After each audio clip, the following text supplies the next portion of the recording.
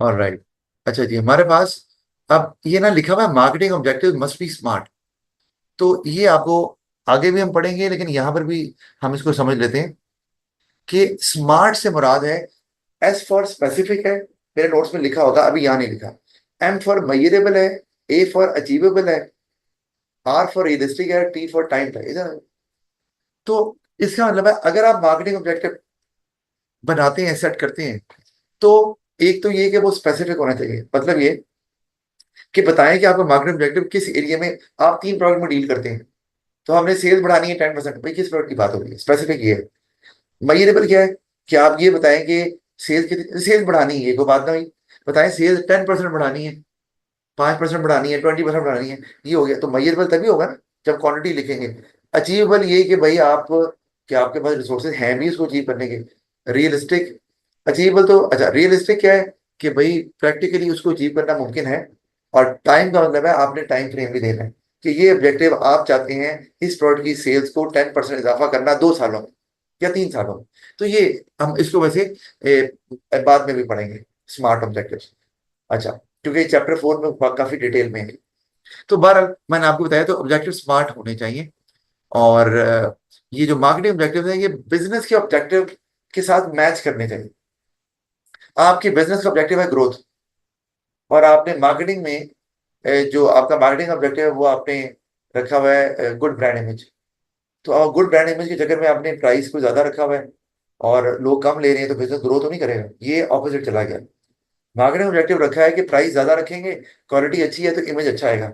अब मार्केटिंग का ऑब्जेक्टिव तो जी अचीव हो रहा है, गुड इमेज, लेकिन जो बिजनेस का ऑब्जेक्टिव है ग्रोथ, वो नहीं है जी। वो अचीव करने के लिए आपको फिर एडवर्टाइजमेंट ज्यादा करनी पड़ेगी, प्राइस को आपको कम करना पड़ेगा, तो तभी होगा। अच्छा, तो दोनों मैच करने चाहिए, मार्केटिंग ऑब्जेक्टिव और बिजनेस के ऑब्जेक्टिव। अच्छा, अब इससे आपको फायदा क्या हो रहा है? एक, performance of the department can be measured against it. आपने टारगेट रखा, एंड ऑफ द डे देखेंगे क्या टारगेट अचीव हुआ या नहीं हुआ, और उससे फिर देखेंगे क्या ये डिपार्टमेंट की गलती है या हमने ऑब्जेक्टिव सही सेट नहीं किया। अगर ऑब्जेक्टिव अचीव नहीं हुआ तो आप क्या करेंगे? आप दोबारा सेट करेंगे ऑब्जेक्टिव, उन फ्लॉज को दूर करने के बाद जिसकी वजह से ऑब्जेक्टिव अचीव नहीं हुआ।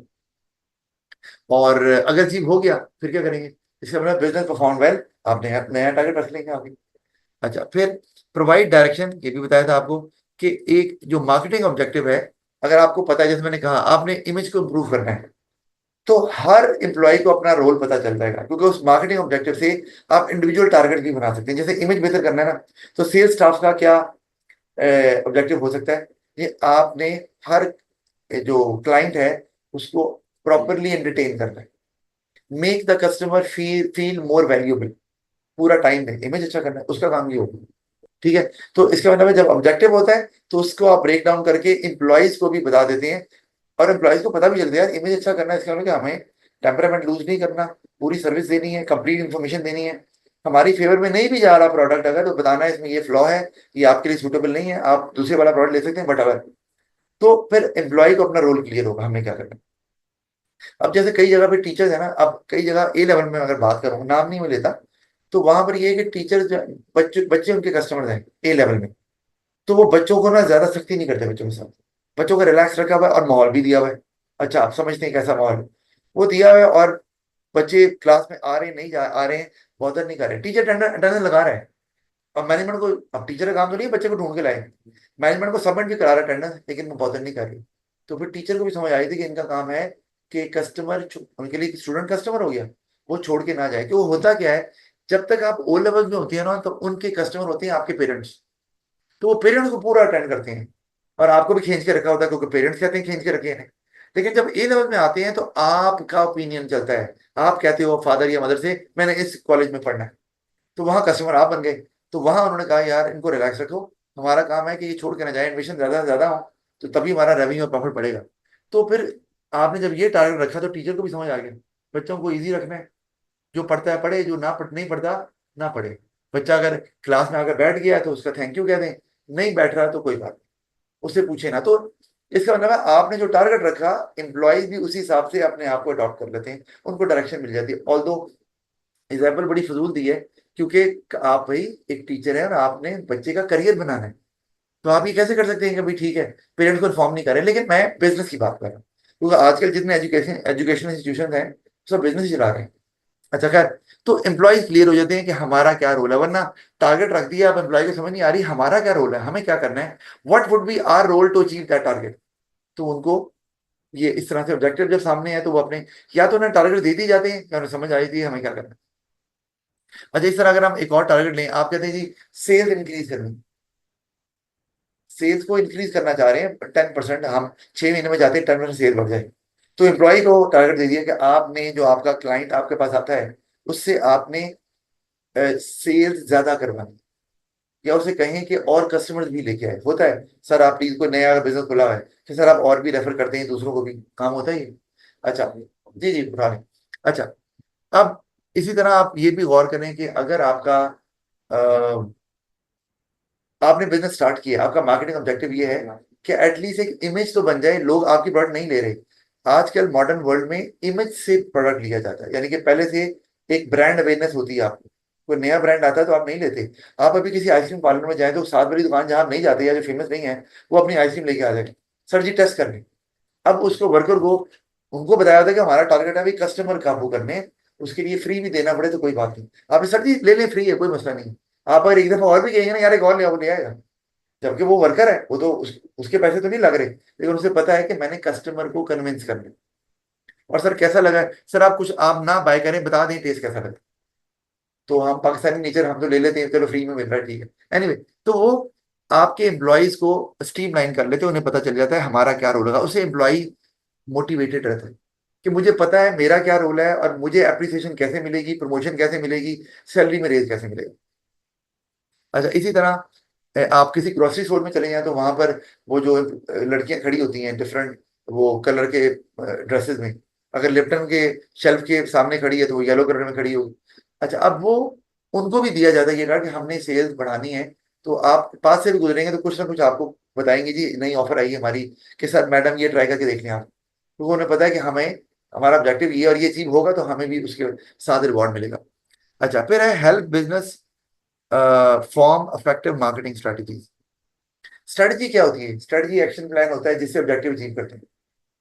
तो अगर आपका ऑब्जेक्टिव है और आपकी स्ट्रेटजी नहीं है, जैसे आपका ऑब्जेक्टिव भी है मैंने ए स्टार लेना है सर ए लेवल, तो कहने से तो नहीं आएगा। स्ट्रेटजी क्या है? सर मैं 1 घंटा पढ़ूंगा रोज ये सब्जेक्ट, ये आपकी स्ट्रेटजी है। इस तरह बिजनेस में भी स्ट्रेटजी आपका एक्शन प्लान है, तो लेकिन स्ट्रेटजी आएगी कब? जब आपके सामने टारगेट होगा, आपको ऑब्जेक्टिव का पता नहीं तो स्ट्रेटजी कैसे बनाओगे? आपको मैं आपसे कह रहा हूँ सर बेटा ग्रेड क्या लेना है, आप कह रहे हो, "बेटा सर कुछ कुछ भी आ जाए", तो फिर आपने को डिसाइड किया होगा कितने घंटे पढ़ना है? कभी पढ़ोगे कभी नहीं पढ़ोगे, क्योंकि आपका कोई टारगेट ही नहीं है। तो इसलिए टारगेट आपका होगा तो आपकी स्ट्रेटजीज बनेंगी और वो इफेक्टिव होंगी। इफेक्टिव का मतलब क्या होता है? इफेक्टिव का मतलब ये होता है कि they will help you to meet the targets. आप स्ट्रेटजीज बनाएंगे ऑब्जेक्टिव को देखकर। अच्छा, अब हम आगे चलते हैं। मार्केटिंग स्ट्रेटजी मैंने बताया आपको कि वो क्या होती है, मैं इसको नहीं डिस्कस कर रहा, मैंने सिर्फ एक छोटी सी एग्जांपल दी हुई है कि अगर आपका ऑब्जेक्टिव हायर मार्केट शेयर है तो आप कीमत कम करके हायर ये अचीव कर सकते हैं। तो जो कीमत कम कर रहे हैं ये क्या है? स्ट्रेटेजी। और वो जो हायर मार्केट शेयर है वो क्या है? ऑब्जेक्टिव। ये और तरह से भी अचीव होता है, आप स्ट्रेटेजी चेंज कर सकते हैं। वो क्या? कि एक्सटेंसिव एडवर्टाइजिंग कैंपेन, आपने पूरे शहर में वो बिल बोर्ड पे ना अपना एड चलाना शुरू कर दिया। वो बिल बोर्ड कह रहा हूँ, आजकल तो स्क्रीन लगी हुई है, वैसे बिल बोर्ड भी चलते हैं। आपने वो हैंगर बैनर, अगर आपकी छोटी दुकान है आपने कहा चलो ये लगा देते हैं, अभी जो करीब के लोग हैं वो देखेंगे। तो यहाँ का मकसद यही है, सेल्स बढ़ाना है। लेकिन स्ट्रेटजी आपकी लो प्राइस करके नहीं है। क्यों? आपने यदि प्राइस लो करेंगे तो कहीं इमेज ना खराब हो जाए। ये डिपेंड करता है कि आपके प्रोडक्ट की नेचर क्या है और क्या इमेज आप दिखाना चाह रहे हैं मार्केट में। अगर हाई क्वालिटी इमेज देना चाह रहे हैं तो फिर आप प्राइस तो कम नहीं करने वाले, फिर आप दूसरी तरीके इस्तेमाल कर सकते हैं। हाँ, आप ये कर सकते हैं क्या कि जी 50% ऑफ लगा हुआ है। आप कभी अगर अभी भी एंड ऑफ सीजन सेल लगी हुई है तो अगर 50% ऑफ होगा तो उन्होंने ओरिजिनल प्राइस ही लिखी होती है, ऊपर 50% ऑफ लिखा होता है बताने के लिए क्वालिटी इज द सेम। कीमत भाई 25,000 का सूट लेके जा रहे हो लेकिन पैसे आपसे 15,000 ले रहे हो, तो वो 50% ऑफ वाली प्राइस नहीं लगाई थी। इसलिए ये बताने के लिए कि हमारा, क्योंकि जो जितने ब्रांड्स हैं जो अच्छी क्वालिटी के हैं वो लगाते हैं ये ऑफर। आम ब्रांड तो आम जो छोटी मोटे वो तो लगा ही नहीं सकते। मैं भी नॉर्मली यही करता हूँ कि अच्छे ब्रांड है तो ऑफ सीजन में खरीद लेते हैं, अच्छी बात है। तो वो इसीलिए कि इमेज खराब ना हो, फिर ये हो सकता है। लेकिन आपने प्राइस ही कम कर ली है क्योंकि ऑफर तो एक सर्टन टाइम पीरियड के लिए होती है, और उसके बाद कहते हैं दोबारा बढ़ जाएगी। उससे नहीं होगा, पर ये आपकी स्ट्रेटजी भी हो सकती है। अच्छा, आगे चलते हैं। तो ये इंपॉर्टेंट सवाल है, पेपर में भी आया हुआ है कि क्या सारे जो मार्केटिंग डिपार्टमेंट है उसको बाकी डिपार्टमेंट से कोऑर्डिनेट करने की जरूरत होती है? अब बाकी डिपार्टमेंट में आते कौन कौन से हैं मार्केट डिपार्टमेंट के साथ? Finance department, HR department, operation department, ये तो होते ही हैं हर जगह, हर बिजनेस में। एक छोटी सी दुकान होगी तो वहां तो नहीं होंगे। वो बेचारा खुद ही लड़का भी रख रहा है, कोई अगर एचआर का काम कर रहा है, खुद ही क्लाइंट्स वो कस्टमर को भी देख रहा है, तो सेल्स का मार्केटिंग का काम भी वही कर रहा है। फिर अगर माल लेके आना है तो वो ऑपरेशन वो भी तो छोटे बिजनेस में चलें, ये तमीज नहीं होती। लेकिन बिजनेस अगर एक अच्छे लेवल पे काम कर रहा है तो फिर ये डिपार्टमेंट लगा ही होंगे। आपके स्कूल में भी ऐसी है, एडमिनिस्ट्रेशन किसी और के पास है, सिक्योरिटी किसी और के पास है, एचआर कहीं और है, फाइनेंस कोई और डील कर रहा है, तो ऐसे ही चलता है वहाँ। अच्छा, और आपको पता है फाइनेंस वो कहते हैं कि फीस आपने स्कूल में जमा नहीं करवा सकते। फीस कहाँ जमा करानी है? बैंक में, क्योंकि उसको देखने के लिए डिपार्टमेंट और है, जिस जो अकाउंट्स को हैंडल करता है आपके स्कूल के। तो वहां आप अकाउंट डिपार्टमेंट जाके पैसे नहीं दे सकते, जमा करवा सकते। आपको सिर्फ वो क्या दे सकते हैं? वो चली फी चला देते हैं। अच्छा, अब ये कोऑर्डिनेशन की जरूरत है कि नहीं है, तो आपने बताना है। अब आप इमेजिन गवर्नमेंट का मार्केटिंग डिपार्टमेंट, उसको कोऑर्डिनेशन की जरूरत क्यों है? मार्केटिंग डिपार्टमेंट मेन डिपार्टमेंट है। क्यों? मैं आपको एग्जांपल देता हूँ। एक तो ये कि आप ऑपरेशन डिपार्टमेंट है, उसने कितना प्रोड्यूस करना है, ये कैसे पता चलेगा? ये डिपेंड करता है आगे सेल्स कितनी होने वाली है, और उसके लिए बनाना पड़ता है सेल्स फोरकास्ट। सेल्स फोरकास्ट कौन बनाता है? Marketing department. तो मार्केटिंग डिपार्टमेंट बताता है आगे डिमांड बढ़ने वाली है, रॉ मटेरियल जल्दी से ज्यादा बाय कर लो ताकि शॉर्टेज ना हो जाए। क्योंकि जब डिमांड बढ़ेगी तो सारी राइवल बिजनेसेस भी रॉ मटेरियल उठाएंगे, तो शॉर्टेज हो जाएगी, प्राइस बढ़ेगी। दूसरा, आपको टाइम पर चीजें बना के भी देनी है, क्योंकि जब सीजन आया हुआ है, ईद आ रही है, और आप जूते प्रॉपर बनाकर मार्केट में सप्लाई नहीं कर पा रहे, तो क्या होगा? आप बाद में बनाते रहे, बेशक ईद गुजर गई तो भाई आप जूते नहीं लेने किसी ने। आपको उसी टाइम पर, राइट टाइम पर, वो शूज या जो वैरायटी है वो अवेलेबल होनी चाहिए, बाटा सर्विस या जो भी जूते लोग पसंद करते हैं, तो राइट टाइम पे। तो ये राइट टाइम मार्केटिंग डिपार्टमेंट ने बताया। तो एक तो इसके अलावा मार्केटिंग की और ऑपरेशन की कोऑर्डिनेशन जरूरी है। वो उन्हें बताएगा भाई इतनी आप कैपेसिटी रखें, कैपेसिटी कम है तो और मशीन ले लें, और रॉ मटेरियल अवेलेबल करके रखें। मार्केटिंग और फाइनेंस को ले लो अब आप। अब मार्केटिंग डिपार्टमेंट ने एडवर्टाइजमेंट करना है, वो देख रहा है कि कंपटीशन आगे आ रहा है, फोर्सी कर रहा है। उसने कहा जी हमने ज्यादा एडवर्टाइजमेंट करनी है, तो उसके लिए फाइनेंस चाहिए। तो अगर आपने अचानक कहा जी एक नई कंपनी आई है, क्योंकि जब आपका इंटेंस कंपटीशन होता है ना, तो दूसरी कंपनी ऐड चला रही है, आप भी चलाएंगे ऐड उसके साथ, जितनी वो चलाएगी आप भी उतनी चलाएंगे। तो अब ये अगर आप काम कर रहे हैं आप, और ये मुकाबला ऐसे किया जाता है, तो अब आपको फाइनेंस चाहिए। आपने फाइनेंस डिपार्टमेंट से कहा भाई पैसे दो, नहीं जनाब हमारे पास अभी है नहीं। इसका ना आपको क्या करना है, you need to inform finance department way before it happens, या जब इट रिक्वायर्स। तो कोऑर्डिनेशन जरूरी है कि भाई हमें आइंदा आने वाले वक्त में इतने पैसे चाहिए होंगे, इतना बजट हमें चाहिए मार्केटिंग का, और हमने एडवर्टाइजमेंट करनी है, ये जो भी काम आप करना चाहते हैं, या आपने ऑफर देनी है, सेल प्रमोशन करनी, वो जरूरी है। अब आ जाओ एचआर पे। मार्केटिंग डिपार्टमेंट ने बताना है वही कि सेल्स कितनी होगी, किस किस्म की चीज बनानी है, ये भी वही बताएंगे। तो उस किस्म के वर्कर्स भी तो रखने हैं, उस किस्म की ट्रेनिंग भी तो आप कहेंगे ना जी हमें। जैसे अब अभी मैंने आपको जैसे बताया कि अभी हाइब्रिड का दौर आ गया हुआ है पाकिस्तान के अंदर भी। हाइब्रिड लोग प्रेफर कर रहे हैं कि हाइब्रिड ठीक हो गया, ईवी पे नहीं जा रहे, हाइब्रिड में जा रहे हैं। तो इसका मतलब ये है कि सबसे पहले अगर देखें तो टोयोटा वैसे तो लार्जेस्ट कार मैन्युफैक्चरर है, लेकिन हाइब्रिड में सबसे आगे एक्वा और प्रियस जो कंपनियां हैं हाइब्रिड, उसके मुकाबले में कौन थी जब वो आए थे? कोई भी नहीं।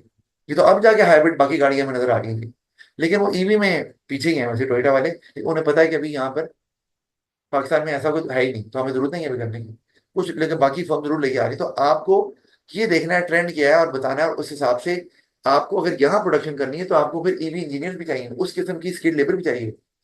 भाई एक आम कंबशन इंजन वाली गाड़ी बनाना वो डिफरेंट तरीके से बनती है, और एक ईवी बनाना या हाइब्रिड गाड़ी बनाना वो डिफरेंट है, उसके लिए इंजीनियर डिफरेंट। तो वो आपको पहले से अरेंज करके रखने हैं, और अगर वर्कर की ट्रेनिंग नहीं है तो उनको ट्रेनिंग भी देनी है। अभी तो आप कह रहे हैं कि मोबाइल ऑयल चेंज करना है, तो भाई ईवीज में तो मोबाइल ऑयल होता ही कुछ नहीं, कोई इंजन की कोई कुछ इस तरह का सीन ही नहीं है। उसमें तो वायरिंग होगी, बैटरी होगी। तो आप उसमें इलेक्ट्रिकल इंजीनियर की जरूरत ज्यादा पड़ने वाली है आइंदा आने वाले वक्त में। मेरे भाई का बेटा है, तो वो लम से चूंकि पढ़ रहा है, तो वो मैंने भी उसको स्कोप बताया, मैंने कहा इलेक्ट्रिकल इंजीनियर, भाई को भी मैंने बताया कि इलेक्ट्रिकल इंजीनियर की आगे डिमांड बढ़ने वाली है, लेकिन उसको साथ ईवी का कोर्स भी करना है। मैंने कहा आगे 10 साल बाद आप ऐसे ले लो, तो आगे चाहिए होंगे हाथों हाथ लेंगे आप, और आपकी स्टार्टिंग सैलरी 6 लाख 7 लाख से स्टार्ट हो रही है। और लम्स का अगर ग्रेजुएट है तो उसको तो मिलेगी। तो ये आपको देखना होता है। तो ये मार्केटिंग डिपार्टमेंट में बताना है, तो एचआर डिपार्टमेंट उस हिसाब से क्या करेगा, रिक्रूट कर लेगा। और अगर कुछ सर्टन आपको एबिलिटी वर्कर्स में चाहिए तो ट्रेनिंग पहले से दे देगा। मौके पे ट्रेनिंग नहीं देनी है आपने, क्योंकि जल्दी में करेंगे तो वर्कर्स को तो बताना ना कि हम अपना मेथड चेंज कर रहे हैं, प्रोडक्ट चेंज कर रहे हैं, ताकि वर्कर्स को भी कॉन्फिडेंस में लेना है। वो कहें यार ये नए मेथड से काम करना है, हमें तो आता नहीं है, ये ना हो। अच्छा, तो ये काम है। तो मार्केटिंग डिपार्टमेंट की कोऑर्डिनेशन सबके साथ जरूरी। फिर आगे हमारे पास, आपने पढ़ा हुआ है प्रोडक्ट ओरिएंटेड बिजनेस और मार्केट ओरिएंटेड बिजनेस, इन दोनों में फर्क आपको पता है। ओलर में भी पढ़ा हुआ है, क्यों जी फुरकान साहब, है ना, पढ़ा हुआ है ना। मार्केट ओरिएंटेड क्या होता है जी? जिसमें मार्केट रिसर्च की जाती है और देखा जाता है कंज्यूमर की क्या डिमांड है, और फिर वो चीज बनाई जाती है। Customer is the main focus. और प्रोडक्ट ओरिएंटेड में क्या करते हैं? हाँ, प्रोडक्ट आप पे प्रोडक्ट पे रिसर्च की जाती है कि अच्छे से अच्छा प्रोडक्ट कैसे बनाना है जो बाकियों से बेहतर हो। कस्टमर क्या मांग रहा है ये नहीं। जब आपने बना दिया प्रोडक्ट, तो आप उसकी डिमांड क्रिएट करते हैं, परसुएसिव एडवर्टाइजमेंट के थ्रू, इंफॉर्मेटिव एडवर्टाइजमेंट के थ्रू बताते हैं कि हमारे प्रोडक्ट में ऐसा क्या है जो दूसरे में नहीं। तो फिर डिमांड क्रिएट की जाती है। मार्केट और ओरिएंटेड जो बिजनेस होते हैं वो डिमांड क्रिएट नहीं करते, डिमांड पहले ही होती है। वो तो देखकर ही बना रहे हैं, उन्होंने सिर्फ ये बताना है ये प्रोडक्ट मार्केट में अवेलेबल है, लोग खुद ही आके लेना शुरू कर। प्रोडक्ट ओरिएंटेड में आपको डिमांड बनानी है, तो उसके लिए फिर आपको एडवर्टाइजमेंट या अपनी मार्केटिंग की जो कैंपेन है वो इस तरह से बनानी पड़ेगी कि बताना पड़ेगा कि इसके अंदर क्या ऐसा है जो दूसरों में नहीं मौजूद। जब डीसी इन्वर्टर पहले आए थे स्टार्ट में, तो वो डिटेल में बताते थे कि डीसी इन्वर्टर जो है वो इलेक्ट्रिसिटी कंज्यूम कैसे कम करता है। अब कोई नहीं बताते, वो अब तो आते ही डीसी इन्वर्टर है। लेकिन जो पहले आया वो, उसकी बहुत सेल हुई, उस वक्त कामयाब हुआ होगा वो। अच्छा, तो ये दोनों में फर्क है। अब अगर मैं ये बात करूं कि दोनों में से बेहतर कौन सा है, 5 नंबर का सवाल भी आ सकती है कभी, तो बेहतर कौन सा है? मार्केट ओरिएंटेड बेहतर है इस सेंस में कि रिस्क कम है। आपको ये नहीं होगा कि सेल्स आपकी प्रोडक्ट फेल हो जाए, लोग मांग रहे हैं तो लाइकली टू बी सक्सेसफुल। लेकिन आप मार्केट लीडर बन जाए ये जरूरी नहीं है, या आप उस वो बिजनेसेस की लीग से ऊपर निकल जाए, नेक्स्ट लेवल पहुंच जाए, वो नहीं। उसके लिए क्या जरूरी है? Breakthrough product. ऐसा प्रोडक्ट लेके आए जो आज तक कोई लाया ही नहीं। तो फिर वो, और वो फिर कस्टमर की डिमांड से नहीं। अच्छा, आप अगर रिसर्च कर रहे हैं तो अगले नहीं कर रहे, दूसरे राइवल बिजनेस कॉम्पिटिटर वो भी कर रहे हैं, आप निकाल के लाएंगे तो अगले भी निकाल लेंगे। तो अब हाइब्रिड गाड़ियां इतनी निकली आई ना, निकाल ही रहे हैं, एक ने निकाली, दूसरे ने, तीसरे ने, सब निकाल रहे हैं। तो आपको ये एक तो प्रोडक्ट ओरिएंटेड में रिस्क ज्यादा है, लेकिन अगर आप कामयाब हो गए तो फिर आपको लॉन्ग टर्म के लिए फायदा होने वाला है, लॉन्ग टर्म सक्सेस आपकी रहेगी। क्योंकि जो ब्रेक थ्रू प्रोडक्ट पहले ले आता है उसका जो इमेज बनता है वो किसी का भी नहीं होता। आप ले लो, आप नेस्ले को ले लो, तो नेस्ले देखकर क्या देन में आ रहा है आपके? जूस है, क्यों जी? जूस ही आ रहा है। नेस्ले योगर्ट सबसे पहले, योगर्ट और कौन सा देन में आता है आपके ब्रांड, चलो बताओ। प्रेमा का है बहुत बाद में आया जाके, नेस्ले सबसे पहले था। और वो प्रेमा का शायद थोड़ा महंगा भी है, ठीक है। और एडम्स का भी है इस तरह का भी। तो ये पहले आया तो इनका एक इमेज बना हुआ कि यार नहीं नेस्ले है तो वही लेना है। इस तरह मिनरल वाटर में भी ये एक्वाफिना वगैरह ये बाद में आए हैं, नेस्ले पहले था। तो वो लोगों के जेहन में इंप्रेशन, आप आईफोन को ले लो, तो आईफोन टच स्क्रीन में सबसे पहले आया। तो जो इमेज उनका बन जाता है वो किसी और का बन ही नहीं पाता, चाहे वो प्रोडक्ट निकाल भी लें, वो नहीं आता। तो ये आप तो प्रोडक्ट ओरिएंटेड में ये फायदा, तो आपको डिपेंड करता है कि आप अगर क्या क्या फायदा है या क्या नुकसान लिखना चाह रहे हैं। बात अगर ये भी आता है, आपको 12 नंबर का सवाल आ गया है, आप जस्टिफाई करें कौन सा बिजनेस ज्यादा सक्सेसफुल होगा, तो फिर आप ही लिख सकते हैं, आपको दोनों साइड पता होनी चाहिए। अच्छा, अभी अगर देखें तो इसके अंदर जो प्रोडक्ट ओरिएंटेड बिजनेस है, इसमें मार्केट रिसर्च की कोई कॉस्ट नहीं, क्योंकि जो रिसर्च करनी है आपने अपनी लैब के अंदर करनी है कि क्या प्रोडक्ट बनाए, डिजाइन देख रहे हैं, सॉफ्टवेयर इस्तेमाल कर रहे हैं कि 3D डिजाइन वगैरह, मार्केट में थोड़ी निकलना है। तो कॉस्ट आप में इसकी इन्वॉल्व नहीं हो रही। अच्छा, एबल टू, हाँ टेस्ट तो करेंगे, तो टेस्ट तो मार्केट ओरिएंटेड में हम करते हैं। आपने प्रोडक्ट बना लिया, उसको टेस्ट तो करेंगे कि भाई वो गाड़ियां हो तो उनका भी क्रैश टेस्ट होता है। अगर कोई आपने अनब्रेकेबल चीज बनाई है तो उसको भी फ्लोर पे गिरा के देखेंगे टूटती है कि नहीं टूटती, वो तो होगा, वो दोनों में होता है। अच्छा, एबल टू लॉन्च दिया प्रोडक्ट अर्ली, ये जल्दी ले आएंगे प्रोडक्ट। क्योंकि जब आप मार्केट ओरिएंटेड प्रोडक्ट निकालते हैं ना, तो आप पता क्या करते हैं, लोगों की डिमांड ली, उसके बाद मार्केट टेस्टिंग की जाती है। वो क्या है? वो है प्रोडक्ट टेस्ट हो गया, कामयाब हो गया, अब आप मार्केट में एक थोड़े से एरिया में प्रोडक्ट लेकर आएंगे। सैंपल नहीं, वो सैंपल तो होता है ना, फ्री में बांट रहे हैं। वो है कि आपने मार्केट में लोग खरीदने के लिए वो अवेलेबल है। हाँ वो है, वो मार्केट रिसर्च का सैंपल है जो कि आपकी पॉपुलेशन सॉरी पॉपुलेशन को रिप्रेजेंट करेगा। वो मार्केट रिसर्च अभी से निचला टॉपिक वही है, वो हम पढ़ेंगे। ये हम प्रोडक्ट की बात कर रहे हैं, ठीक है। वो जो प्रोडक्ट का सैंपल है वो भी यही है कि ये सैंपल प्रोडक्ट का रिप्रेजेंट कर रहा है कि ओरिजिनल प्रोडक्ट कैसा है। वो जो टेस्टर्स बड़े होते हैं वो भी यही करते हैं, बताते हैं कि ये प्रोडक्ट इस तरह का आपको मिलेगा अगर आप बाय करेंगे तो वो भी जो लोगों का सैंपल होता है वो भी बता रहा होता है कि लाहौर में अगर हमने 10 लोगों से पूछा है कि ये प्रोडक्ट कैसा है, तो लाहौर के लोग इसका मतलब यही कह रहे हैं। जो 10 लोग कह रहे हैं, जो उनका ओपिनियन है, बाकी भी यही कह रहे हैं। बहरहाल उसके बारे में बात करते हैं। तो आप प्रोडक्ट जो है वो अर्ली मार्केट में ले आएंगे, और आपको एडवांटेज ऑफ हो जाएगा बीइंग द फर्स्ट मूवर, जो आप चीज मार्केट में ले आए। और फिर वो आपका इमेज बन जाएगा, फिर प्राइस आपकी ज्यादा भी है तो मैटर नहीं कर रहा, लोग फिर भी वही बाय करेंगे, क्योंकि एक रिलायबिलिटी का एलिमेंट आ गया यार, ये तो मार्केट में चल रहा है। अब स्पोर्टेज को अब मैं बताता हूँ। स्पोर्टेज जो है वो 3 दफा उसके इंजन बे में आग लगी है, 3 इंसिडेंसेस मौजूद है। मैं ख्याल में और किसी गाड़ी की नहीं है। अभी ये ना मंगवाई है उन्होंने वापस, सेंटा फे। हाँ, कि उसकी ना कोई प्रॉब्लम है थोड़ा वायरिंग के अंदर, कि उसके ना वायरिंग नहीं, एयर बैग जो है ना उनको लगता है कि शायद ना खुले पूरे। तो उन्होंने वापस मंगवाई है कि बजाय कि पहले ये प्रॉब्लम हो जाए पिछली सीट्स के, तो हम पहले इसको ठीक कर लें। अच्छा, 12 तो स्पोर्टेज में लेकिन वो फिर भी स्पोर्टेज की सेल नहीं गिरी। और वो जो भी इशू हो, क्योंकि स्पोर्टेज बहुत पहले आ गई, और वो एक ट्रस्ट बन गया यार, वो कोई बंदे की गलती हो गई है 2-3। वरना कोई नई कार आए और उसमें ऐसा हो जाए अगर, तो लोग तो कहें भाई ये लेनी नहीं, भाई ये तो पता नहीं क्या होगा। तो वो चूंकि इमेज बन गया, तो कुछ अगर ऐसा हो भी जाए तो वो आपको मैटर नहीं करता, रिस्क बहुत कम है आपका। मार्केट ओरिएंटेड में आ जाए तो उसमें सबसे बड़ा जो एडवांटेज नजर आता है वो है प्रोडक्ट फेल नहीं होता भाई। आप अभी होंडा CT70 को आप ले लो, देखा लोग लेते हैं तो उस तरह की कितनी प्रोडक्ट निकली हुई है। वो यूनाइटेड की बाइक है, वो धूम है, वो पता नहीं और कौन कौन सी है, और वो उसी तरह की है बाइक, बिल्कुल मिलती होती। अब उसमें ये है कि रिस्क कोई नहीं है, लेकिन ये है कि आप आगे नहीं निकलेंगे, क्योंकि आप उसी तरह की चीज बना रहे हैं। और होंडा का अपना लेवल है, वो आगे है, उसकी क्वालिटी भी अच्छी है बहरहाल जो भी। तो प्रोडक्ट फेल नहीं होता आपका, ये बात तो पक्की है। Able to make effective marketing strategy keeping into view competitors moves. ये कि आप जब मार्केट ओरिएंटेड बिजनेस है तो मार्केट रिसर्च में खाली कस्टमर की डिमांड के लिए रिसर्च नहीं करते, रिसर्च करते हैं कंपाइटर क्या एक्शन लेने वाला है, वो क्या प्रोडक्ट बना रहा है, और उसके हिसाब से। मैं आपको एग्जांपल देता हूँ कि आप अभी कभी किसी चैनल के दफ्तर में गए, कोई जियो के, कोई हम टीवी के, कोई ARY के, नहीं इत्तेफाक हुआ। आप वहां जाए ना तो वहां एक कमरा होगा जहां पर 7-8 टीवी होंगे, ऊपर एक टीवी के ऊपर एक, दूसरा, तीसरा, चौथा, पांचवा, और हर टीवी पे एक डिफरेंट चैनल चल रहा हो। क्यों भला? वो देखते हैं अच्छा इसमें क्या दिखा रहे हैं, ये खबर चलाई, चलाओ खबर, क्योंकि पीछे नहीं रहना उन्होंने। वो चला रहे हैं तो आपने भी चलाना है। ये भी किस्म की रिसर्च ही है, देखा जाए अच्छा वो क्या चला रहे हैं, वो क्या दिखा रहे हैं, अच्छा वो भी इस तरह के टॉक शोज कर रहे हैं, कॉमेडी शो कर रहे हैं, चलो जी हम भी निकाल देते हैं।